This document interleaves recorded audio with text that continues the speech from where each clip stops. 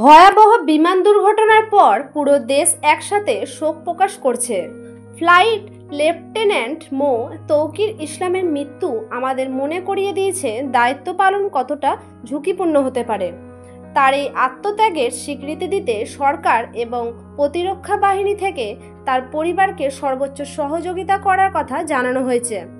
বিশ্বস্ত সূত্রে জানা গেছে তার পরিবারের জন্য এককালীন বিশেষ অনুদান, ভবিষ্যৎ পেনশন সুবিধা এবং সরকারি চাকরির অগ্রাধিকার সহ বেশ কয়েকটি পদক্ষেপ গ্রহণ করা হয়েছে। যদিও নির্দিষ্ট পরিমাণ টাকা সম্পর্কে অফিসিয়ালি কিছু জানানো হয়নি। অনেকেই বলেছেন সহায়তার পরিমাণ বহু কোটি টাকার বেশি হতে পারে। সামাজিক মাধ্যমে অনেকে এই উদাহরণকে কৃতজ্ঞতার চিহ্ন হিসাবে দেখছেন।